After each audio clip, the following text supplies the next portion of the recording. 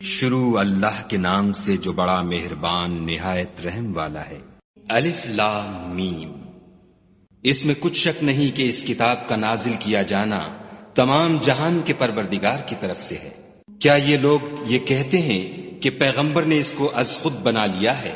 نہیں، بلکہ وہ تمہارے پروردگار کی طرف سے برحق ہے، تاکہ تم ان لوگوں کو ہدایت کرو جن کے پاس تم سے پہلے کوئی ہدایت کرنے والا نہیں آیا، تاکہ یہ رستے پر چلے۔ خدا ہی تو ہے جس نے آسمانوں اور زمین کو اور جو چیزیں ان دونوں میں ہیں سب کو 6 دن میں پیدا کیا، پھر عرش پر قائم ہوا۔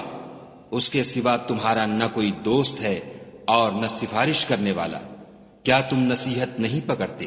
وہی آسمان سے زمین تک کے ہر کام کا انتظام کرتا ہے، پھر وہ ایک روز جس کی مقدار تمہارے شمار کے مطابق 1000 برس ہوگی، اس کی طرف صعود اور رجوع کرے گا۔ یہی تو پوشیدہ اور ظاہر کا جاننے والا اور غالب اور رحم والا خدا ہے، جس نے ہر چیز کو بہت اچھی طرح بنایا، یعنی اس کو پیدا کیا، اور انسان کی پیدائش کو مٹی سے شروع کیا، پھر اس کی نسل خلاصے سے یعنی حقیر پانی سے پیدا کی، پھر اس کو درست کیا، پھر اس میں اپنی طرف سے روح پھونکی، اور تمہارے کان اور آنکھیں اور دل بنائے، مگر تم بہت کم شکر کرتے ہو۔ اور کہنے لگے کہ جب ہم زمین میں ملیا میٹ ہو جائیں گے تو کیا از سر نو پیدا ہوں گے؟ حقیقت یہ ہے کہ یہ لوگ اپنے پروردگار کے سامنے جانے ہی کے قائل نہیں۔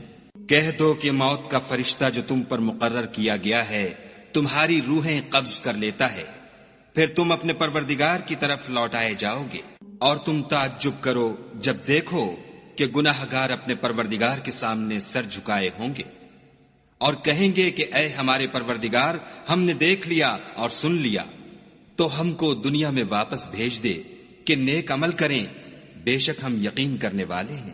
اور اگر ہم چاہتے تو ہر شخص کو ہدایت دے دیتے، لیکن میری طرف سے یہ بات قرار پا چکی ہے کہ میں دوزخ کو جنوں اور انسانوں سب سے بھر دوں گا۔ سو اب آگ کے مزے چکھو، اس لیے کہ تم نے اس دن کے آنے کو بھلا رکھا تھا۔ آج ہم بھی تمہیں بھلا دیں گے، اور جو کام تم کرتے تھے ان کی سزا میں ہمیشہ کے عذاب کے مزے چکھتے رہو۔ ہماری آیتوں پر تو وہی لوگ ایمان لاتے ہیں کہ جب ان کو ان سے نصیحت کی جاتی ہے تو سجدے میں گر پڑتے اور اپنے پروردگار کی تعریف کے ساتھ تسبیح کرتے ہیں اور غرور نہیں کرتے۔ ان کے پہلو بچھونوں سے الگ رہتے ہیں، اور وہ اپنے پروردگار کو خوف اور امید سے پکارتے، اور جو مال ہم نے ان کو دیا ہے اس میں سے خرچ کرتے ہیں۔ کوئی متنفس نہیں جانتا کہ ان کے لیے کیسی آنکھوں کی ٹھنڈک چھپا کر رکھی گئی ہے۔ یہ ان اعمال کا صلہ ہے جو وہ کرتے تھے۔ بھلا جو مومن ہو وہ اس شخص کی طرح ہو سکتا ہے جو نافرمان ہو؟ دونوں برابر نہیں ہو سکتے۔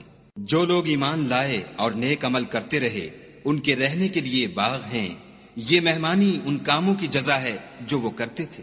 اور جنہوں نے نافرمانی کی ان کے رہنے کے لیے دوزخ ہے، جب چاہیں گے کہ اس میں سے نکل جائیں تو اس میں لوٹا دیے جائیں گے، اور ان سے کہا جائے گا کہ جس دوزخ کے عذاب کو تم جھوٹ سمجھتے تھے اس کے مزے چکھو، اور ہم ان کو قیامت کے بڑے عذاب کے سوا عذاب دنیا کا بھی مزہ چکھائیں گے، شاید ہماری طرف لوٹائیں۔ اور اس شخص سے بڑھ کر ظالم کون جس کو اس کے پروردگار کی آیتوں سے نصیحت کی جائے تو وہ ان سے منہ پھیر لے۔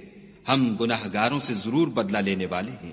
اور ہم نے موسیٰ کو کتاب دی تو تم ان کے ملنے سے شک میں نہ ہونا، اور ہم نے اس کتاب کو یا موسیٰ کو بنی اسرائیل کے لیے ذریعہ ہدایت بنایا، اور ان میں سے ہم نے پیشوا بنائے تھے جو ہمارے حکم سے ہدایت کیا کرتے تھے جب وہ صبر کرتے تھے اور وہ ہماری آیتوں پر یقین رکھتے تھے۔ بلا شبہ تمہارا پروردگار ان میں جن باتوں میں وہ اختلاف کرتے تھے قیامت کے روز فیصلہ کر دے گا۔ کیا ان کو اس امر سے ہدایت نہ ہوئی کہ ہم نے ان سے پہلے بہت سی امتوں کو جن کے مقامات سکونت میں یہ چلتے پھرتے ہیں ہلاک کر دیا؟